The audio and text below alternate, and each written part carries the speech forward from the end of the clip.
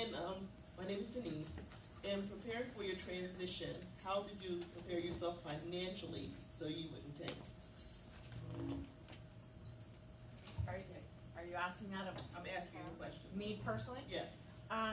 Well, I was fortunate enough. Oh, thanks, Tish. I was fortunate enough that I did have some savings to fall back on, and my position actually had been eliminated at the bank, so there was a severance for me. So that allowed me to kind of take some time and take a breath to figure out, where I wanted to be or my next step.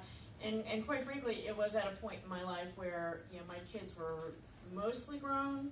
Could I have done it when they were, I had two little kids as a single parent? No, I couldn't have done that. I would have had to suck it up. I would have had to suck it up and stay at that job until I found something else. So, again, that's one of those calculated risks that you need to be able to look at, how you're going to support yourself. And it actually took me longer than I thought it would, only because I didn't really understand the entrepreneurship world that was in front of me and what it would take to develop my own financial planning practice and focus on this particular niche market. Again, you can't just step off that platform with nothing, no safety net whatsoever. But think about it and make some plans and and trust that the decisions that you make are going to be good ones. And if not, again, we will pivot every time. I've made bad decisions. I've made plenty of bad decisions. But it's okay to take calculated risk and rather than staying in a position where you're not happy or not going to be happy. Does anybody else have any more comment on the question?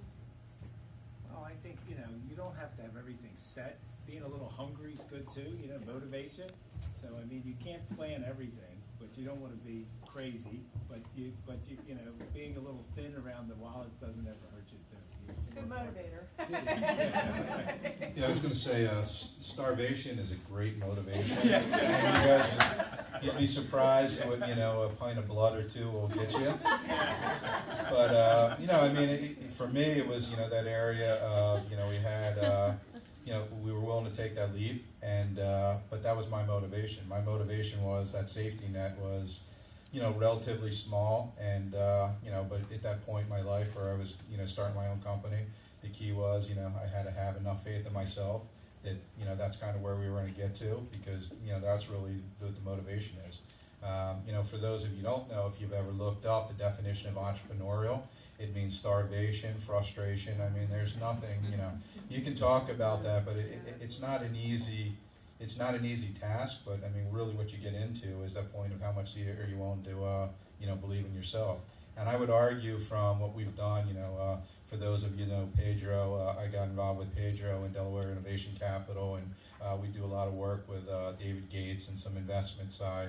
So we see a lot of people that go from a VC and investment point of view, from a funding source, and I've watched those people have plenty of safety nets and still, fail. And I think it gets into that same area that, it's an interesting question, but you have to be comfortable, can you survive? Do you believe enough in yourself? And I'll just jump in. There was a point in time way early in my career. I was very young, and I was a starving single parent. And in our organization, our office, we used to joke about hamburger helper, and that we were all so poor that we couldn't afford the hamburger, so it was just helper. But we all lived through it.